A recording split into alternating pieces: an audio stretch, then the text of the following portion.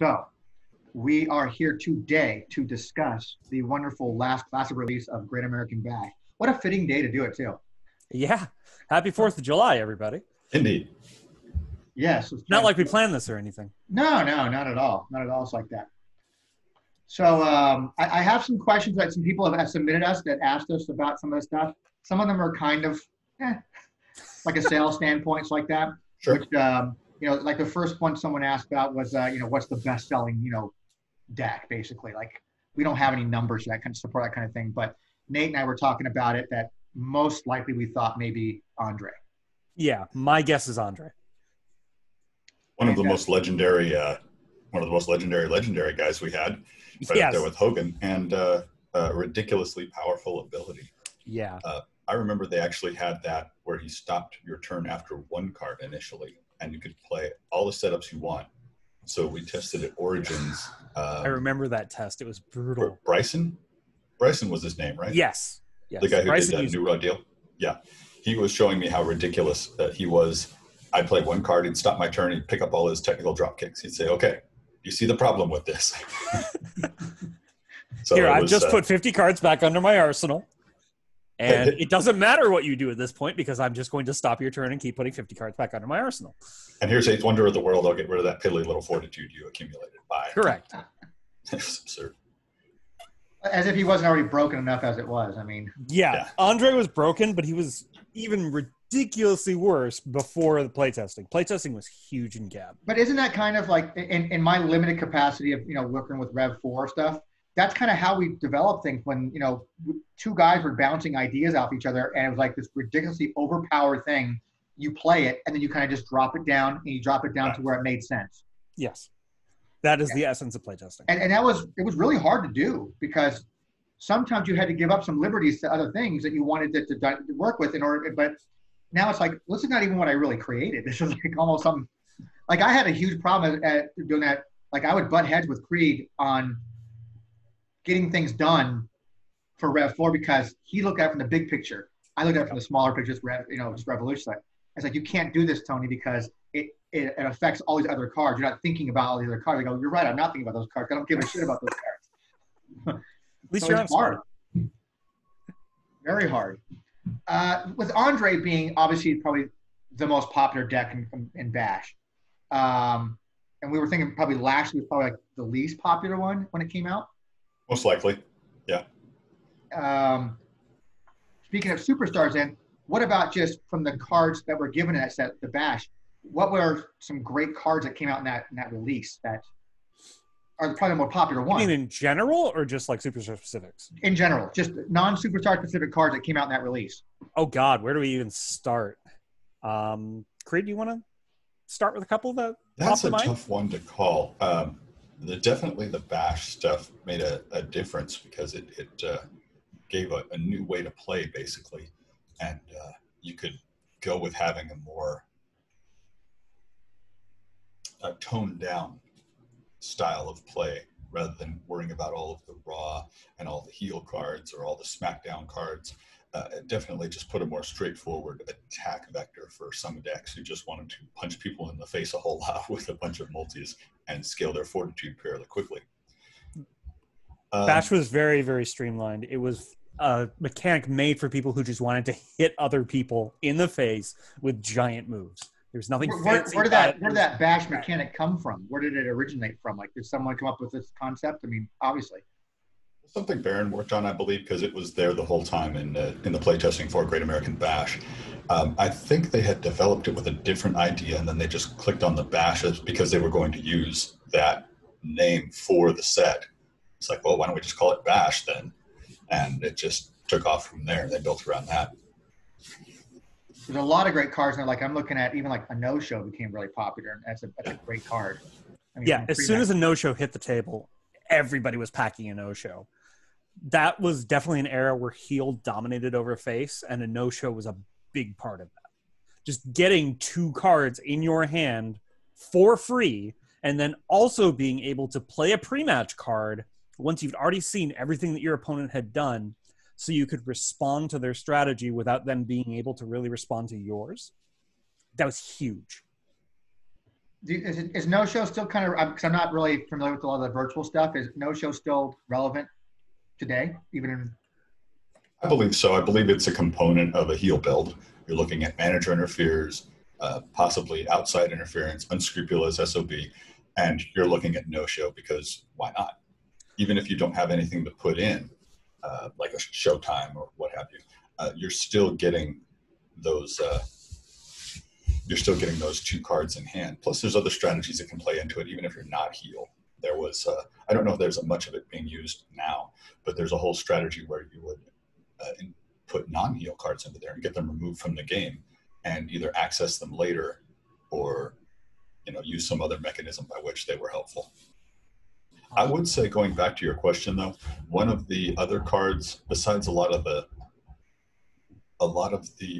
thematic enhancements like dynamics, were nearly pointless in what was it, No Way Out? Yeah, yes. The previous set was No Way Out. But now that they had Fight with Finley, they had Matt Stryker could hit the table. Mm-hmm. They gave dynamics a reason to be played. They gave sharpshooting interview, straight shooting interview. I always mess that up. You just really want to go full Brett with it. Right. They changed it a couple times. There was a lot of cards that had people's names in them. Mm-hmm. I think Baron just wanted to give shout outs to various people. Don't Bash, the star was originally Don't Bash Orlando Jordan. Mm-hmm. Blindsided by the Dangerous Divas was like Blindsided by Kendrick in London. There's just all these different call outs. And I think Straight Shooting Interview was with like Kid Cash or somebody like that. Oh, somebody odd. And then I think WWE stepped in and said, we don't need all this. So suddenly a lot of those names became a lot more generic. But anyway, I'm digressing. Picture issues probably abounded as well. Yes. The card that I think, besides No Show, had a lot of impact was Thrust Knee Lift. Oh, Thrust Knee Lift was huge. It's a great card. It enabled one of those unfortunate builds that Nate was talking about previously, where guys were just playing solitaire. Mm-hmm. Because they were discarding the thrust knee lifts, removing the cards on the ringside, putting them back into the deck. And before we established that you have to be able to fully execute an effect to use it, they were putting those thrust knee lifts underneath just to move the cards, whether or not they could actually remove anything from the ringside pile. That's incredible. Yeah, that's a really powerful card. I love that. Yeah, I'm really glad that we clarified that, because it made Thrust Knee Lift a little more sensible. And it also makes good sense with everything else that we do with aces and effects like that. You can't just pop an ace for the sake of popping an ace. You have to have a legal target. Yeah. So you're going back to the name thing, because they changed a lot of names you said, but they kept saying like a lot of the action cards. They kind of left like Jillian Fixer and Christy Curvy, like that. Mm-hmm. Was that also on part of the same reason, the same thing they were doing? Yeah, they wanted to continue that Divas theme of the person's name and then an alliteration after that to go with the whole WWE Divas rule or whatever those were. Those condition cards. Divas Next Gen and Divas Rule. Yeah. Gotcha. On the superstar specific stuff, is there a particular reason, like I think Nate and I were talking about this before you jumped on, particular reason why they chose these superstars to be in this release? Well, let's see. Because someone had asked like a question like, oh, how come you didn't do, Ric Flair would have been great for, even though he'd already made, would have been great for Bash, or like Legion of Doom or Dusty Rhodes would have been great, kind of thing. WWE. Yeah. In 3 words, that's it right there. It's what they gave the approval to do. That's why there was no Randy Savage. I mean, JYD's great and all. I have nothing against Junkyard Dog, but why did we not have Randy Savage instead? He was clearly a bigger star, because World Wrestling was not okay with that at the time. Now they've become much more forgiving, especially after people pass away. Yeah. Sins are forgiven. Forget it. Let's get you in the Hall of Fame. Let's honor your place in history. Mm-hmm. But the grudges that were held in the mid-2000s were notable. Yep. That's why if somebody left the company, they were gone. That's why you got Chris Masters promo, but he was gone by the time the set was halfway developed. So he was yanked out, and we got Lashley instead. Awesome. Pretty much the only reason Lashley's in there. Really?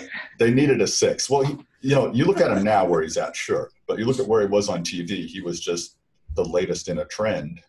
Yeah. And he was getting the push, but what was he doing?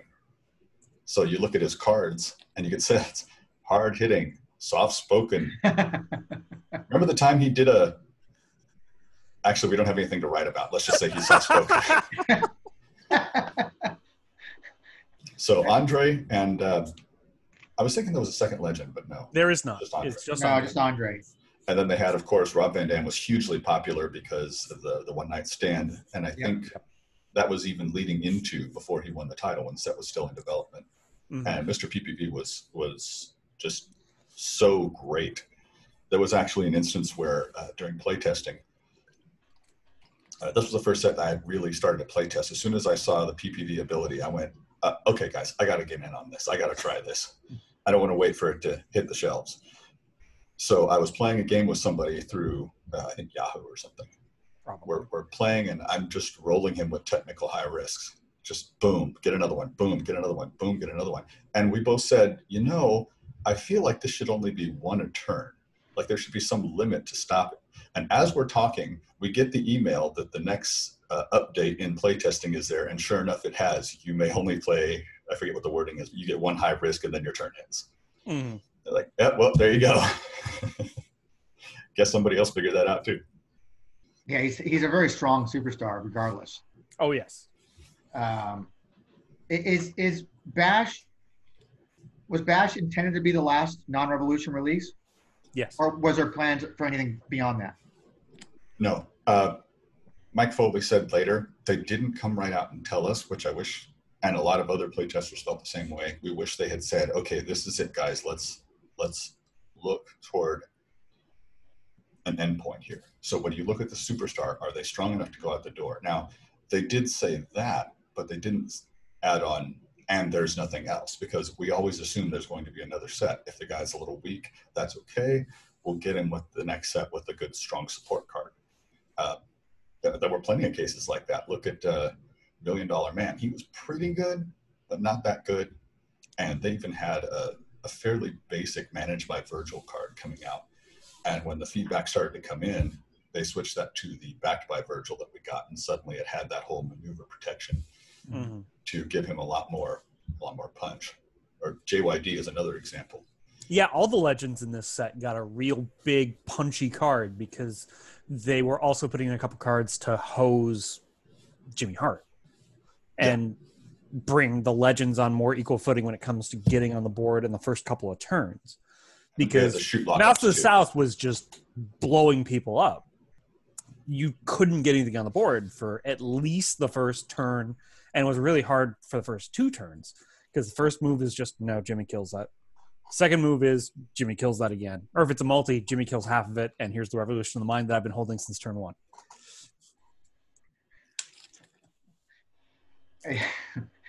That's also a powerful card, too. That Managed by Jimmy is a great card. Oh, yeah. Holds high value right now, I can tell you that. I wish I had some in my hands. That'd be great to have. I mean, I've got 6 upstairs. Oh, well, we'll talk. Was it?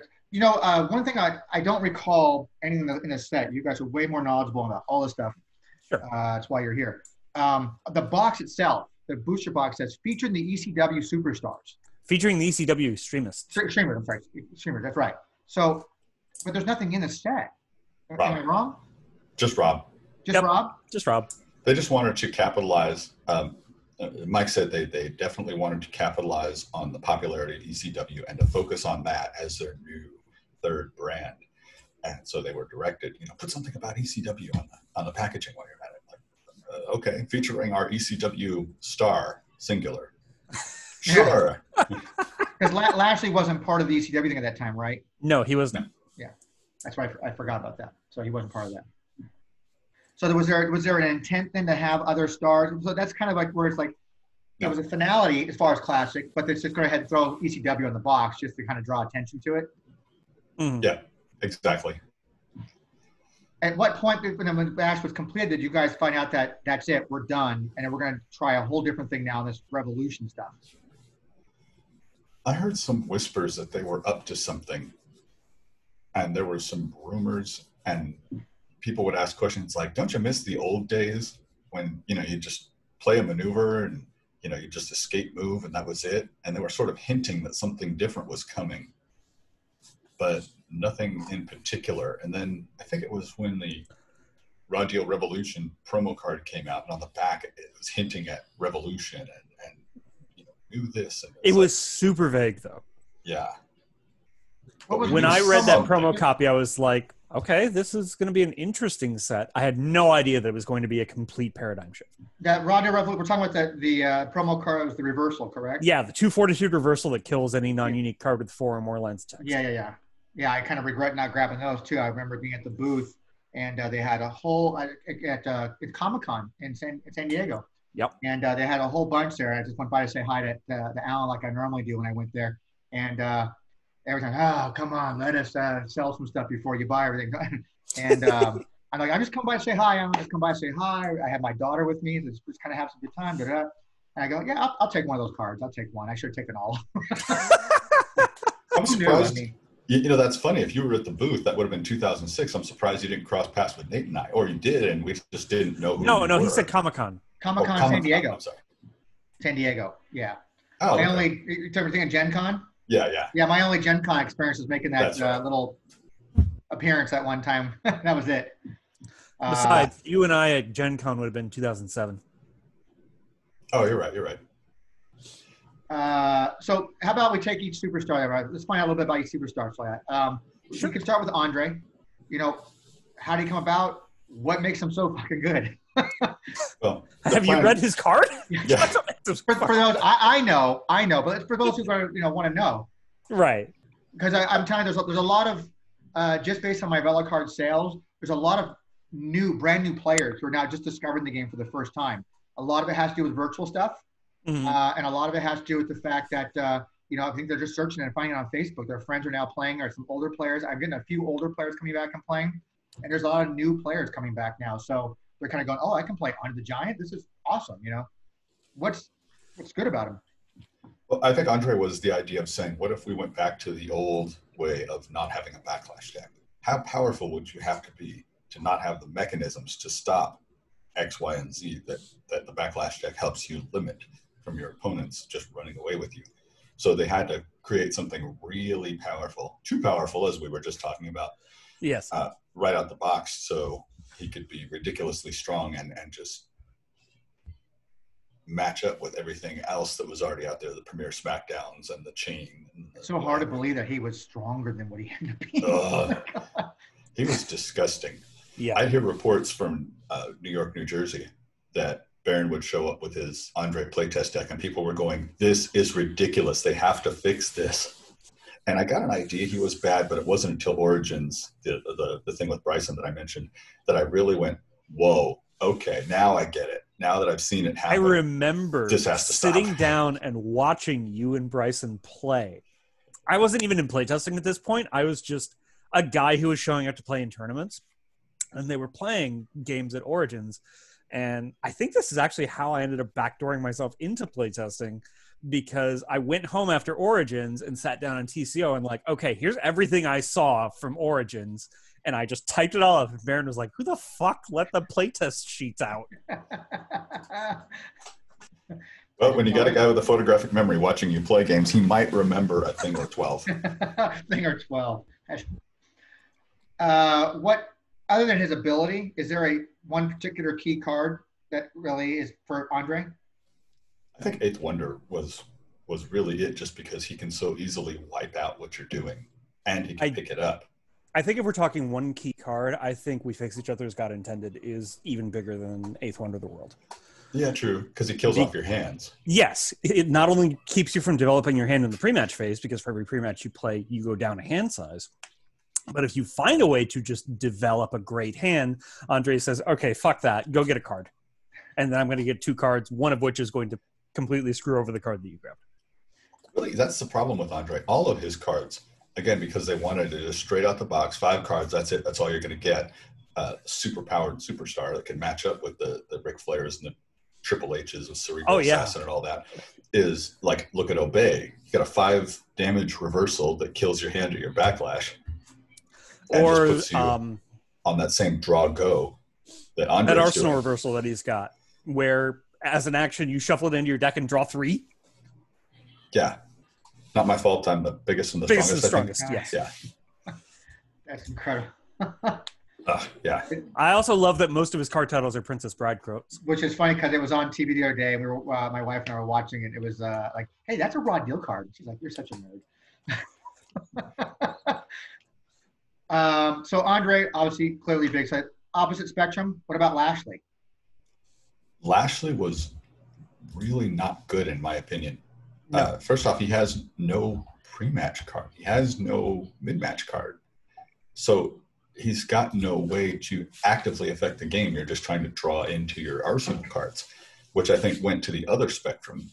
And his ability it's strong if it works. And yeah, you can steamroll somebody. You punch through, let's say you're technical. So you're going to keep throwing technical moves. Once you get through, boy, you can just crush them. The problem is I've beat every Lashley deck I faced in playtesting. To this day, I've never lost to Lashley. I've beat every Lashley deck that I've played against ever. Same. And there was a guy at my local shop that played nothing but Andre for the entirety of Gab and even the entirety of Rev 1, I think. He was just, no, Lashley is going to be great. I'm going to play Lashley all the time. And I would just wipe the floor with him because I wouldn't ever let anything through. And when something did go through, it wasn't a huge demoralizing event of, oh my God, I've just lost half my arsenal. And by then you've Peel already off 7 cards, flip them over. Okay, now what? You've already built up a fortitude, so you can actually just stop anything anyway. Right. I'll let that little Peasy thing go through. I don't care. There is some real power in that ability because it can just keep going. And that's why, not to change the subject too much, but in virtual, we tried to restrict that. So anytime we gave him something to make him a little better, we also tried to call back what the ability was capable of doing in a single turn. So that, okay, if you get rolling and you hit people twice, okay, that's enough. Because then you've at least got something going. And you're not going to steamroll the whole game and create a new NPE swing the other way. Mm-hmm. But I actually talked to Baron at Origins about Lashley and said, we really need to bring that hand size up because he's going to spend his whole pre-match trying to set up his strategy, trying to get his moves through to use that ability. And we don't want him to also have to spend pre-match cards increasing his hand. So that's why he got knocked up to a 9. Interesting. What was he in playtesting, a 6 or a 7? Something like that, yeah. Okay, so I mean, he's the bottom side. And you said originally he was supposed to be somebody else, correct? It was Masters. Masters. That's why we got the promo card, but nothing until we threw him in virtual. And because that promo card existed, Lashley didn't just become a reskin Chris Masters because Chris Masters was already there with that ability. If Lashley had just been reskin, it would have been obvious.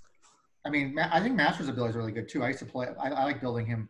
I thought he was a good deck as well. He only had the one support card too. I think that one action. Yeah, the one from Carlito. Right. Yeah. Next up would be let's talk about Kennedy. Oh man, Mr. NPE. Kennedy is a deck with a cool idea that the execution was just hell on wheels. What if we make a guy who changes the way you deal with the pre-match? Is a cool concept. Changes the way you deal with the pre-match by shutting it off. That's where things start to fall off. And not in a fun way. We got them to allow feuds because otherwise a back to basics deck would be garbage. Yes. All your moves are stuck in your deck. You're waiting to draw Chop. You're waiting to draw Atomic Body Drop. Oh, I'm a winner now. Oh boy, I drew Punch. I'm going to win this game.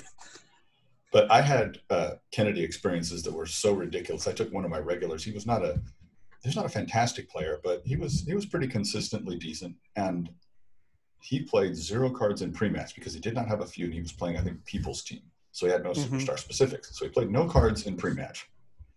I played something that made me skip a turn. Maybe it was one of the McMahon cards. And so he not only did not go first, even if he had gotten a turn, it would have been skipped. And I was able to one-turn him. It was just like, why does this exist? This is too much. Yeah. Is there a key card for him, or does this build up in his ability? I mean, shutting down the pre-match really has a big effect, and then the mic. Yeah, Kennedy's mic is pretty huge. When people can just go search for "Don't try this at home," it's the pre-match ace is less intimidating. But when they can't, sure, there's a high chance that you'll be able to first turn mic them, take their divine intervention, and divine intervention is a whole other conversation, away, and then go get yourself 2 unique cards. So that's on top of whatever else you played in pre-match because there's nothing stopping you. you don't have to worry about facing Yorktown or I'm blanking, but there's other pre-match disruptors out there. You don't have to worry about facing Old School calling you out U.S. title. Right. You can do whatever you want. It seems like Bash has like all the top tier guys are pretty much in that release. I mean, and that's why. Except for Piper. Yeah. Piper, yes. And maybe Eugene. Eugene wasn't really top tier at this point in Classic. James Stratisfaction was pretty big for him because that was something that he could combo into. Eugene would take your first move with Raw and Ready and then just go get James Stratisfaction and then sit on it and wait for you to do something else. And you're like, all right, I'm going to do my follow-up. Take 15 damage. Not to mention, he got a bunch of good support in Great American Bash between angles, uppercuts, Johnny Go-Round kicks. That's what I'm saying. Well, angles uppercut isn't that great for Eugene because the damage boost is minimal until you're already winning the game, and he's not Kurt Angle. True. But that changed. But yeah, Johnny Go-Round is big. Giant Headbutt was huge for Eugene. Here, have this triple multi 10 damage strike. Let's move on to because we're limited today. Let's move on to Mr. Pay-Per-View.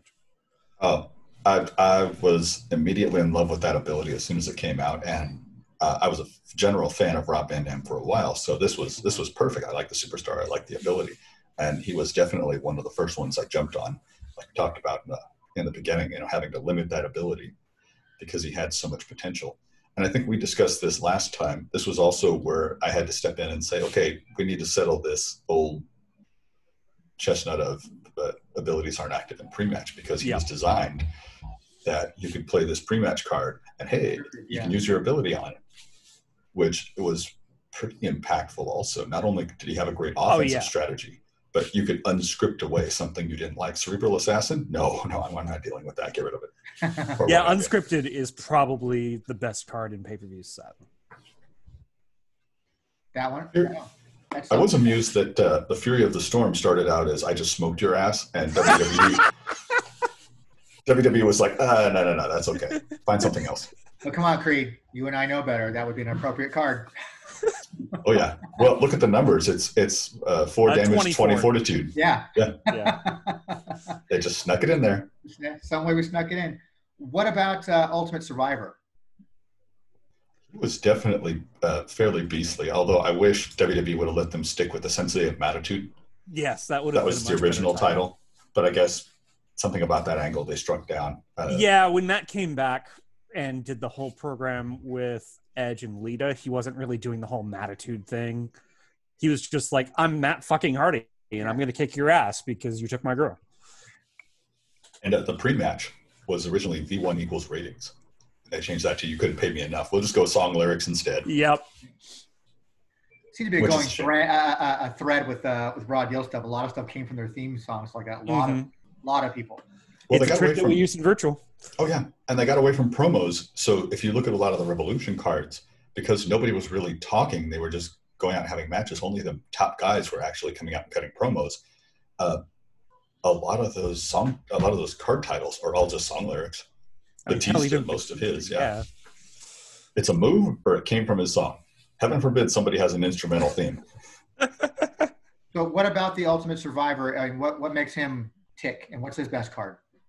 He was pretty good, but he got so much better in once Revolution came along, and especially with corners, he was absurd for all access. Yeah. But just coming out the box, if you didn't have to face a high superstar value, that wasn't somehow exempted by his ability, you were in pretty good shape because you could wreck the hand with that discard from his new pre-match. You couldn't pay me enough.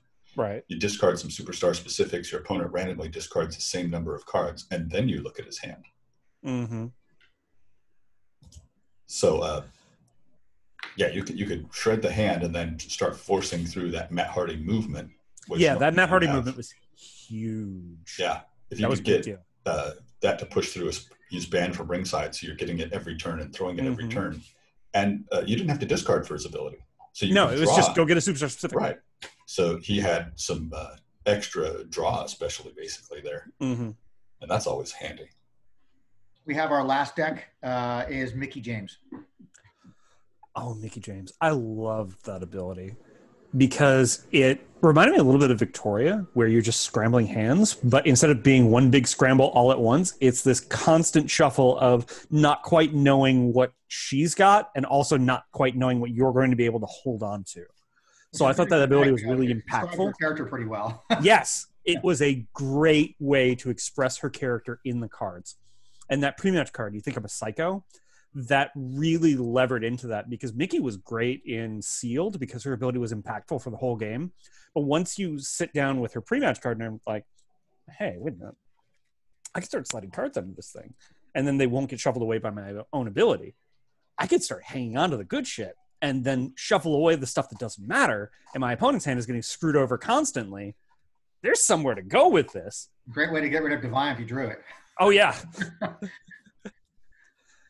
And then as far as great cards, I mean, you can't argue with You Think I'm a Psycho, but James Stratisfaction was also one that you could just nail out of nowhere, and all of a sudden you have 15 fortitude.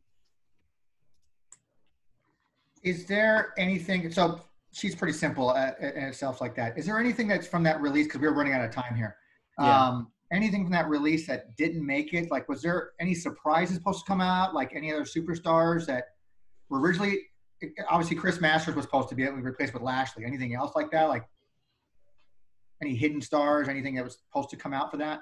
Not specifically. The promo was supposed to be Chris Masters leading into the set, and then because they came back, I posted about this recently on TCO, but we had the opportunity to make DX because suddenly Shawn and Triple H were back together.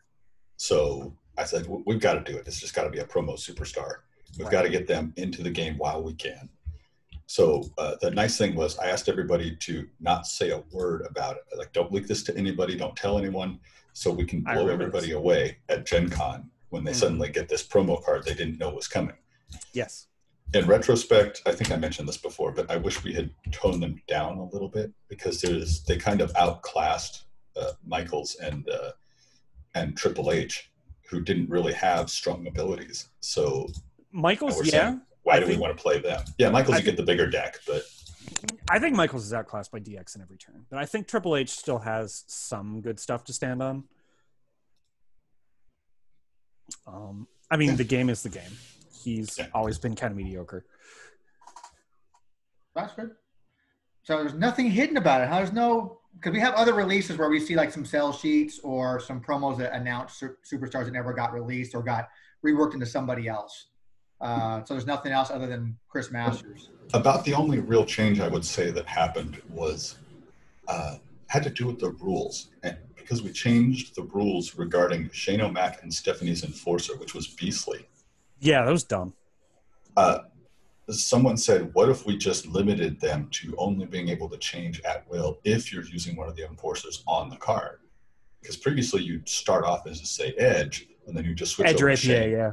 Right, and you'd switch over to Shane to start throwing high risks using that effect on the Shane card. But by saying that you can only do that if you are Shane or Stephanie, that toned down a lot of the Enforcer decks out there. And that also reflected in the set. Best Laid Plans had something to do with changing Enforcers rather than the redrawing of hands. But once that ruling came out, they said, okay, we don't need to focus as much on that. Let's tone down some of the Enforcer shenanigans we have on cards. Quickly, because we're going to have like 2 minutes left. Sure. There was Boogeyman was there, and there's also Spirit Squad. So anything about those guys? I remember when Baron was talking about Spirit Squad coming out, and he mentioned offhandedly, yeah, you can play as the single guys too, in case you want to play as Mikey or Nikki or something. And I was like, who the fuck would want to play as one of those guys? But I ended up building Nikki. He was a lot of fun. I was a Johnny guy. Boogeyman was good. You know this. You know Boogeyman's good. Yeah, Boogeyman was definitely very impactful. Good. Originally, they didn't have him with the bash cards, but they said, well, what if we give him some channel for offense? Well, we have this new bash mechanic. How about that? Well, there you go. And it ended up working great with his character because the Boogeyman plays mind games, but he also just punches you in the face really hard. Tuesday. Well, that is some good stuff here for the bash like that. I wish we had some more time on this because we're only limited to 40 minutes here, but I'm not sure what's going to happen. I'm not sure it's going to kick us out or what's going to happen. Anybody? I mean, I got a pop-up a little like 3 minutes ago that said we had unlimited time. So I think it's at the 10-minute mark it gives us. So, but yeah, I mean, there's a lot of cool stuff here with Bash. Like, I love to do some more breakdowns of other stuff. Like, do you guys have any particular ones that, like, your favorites, like releases? I'll let Craig go first because I already answered this. And so did I. Basically, anything after a certain point where I got directly involved in playtesting, I'll have more input on. And that was anything in the Afterburn era. I came in at the tail end of Armageddon, so that's a little limited, but I still have access to a lot of the playtest documents that came out through that time. Either it's one of the update things where somebody sat down and wrote out all the changes, or it's the actual iterations, I guess you could say. I'm blanking on the word I'm looking for. But when they say, okay, here's the 0.5 of it, here's the 0.6 version of playtesting, you can see iterations is the right one. That were made over the time, and what it evolved or what was erased or what just didn't make the cut. Okay, cool. Well, I'm sure I definitely want to talk about Armageddon because Armageddon was such a turning point in Raw Deal that I definitely want to have a chance to at least talk about that first. Let's set up that date and we'll make it happen. Yeah, let's do it. You let me know when. Yeah. And Creed, it's always a pleasure talking to you as well, sir.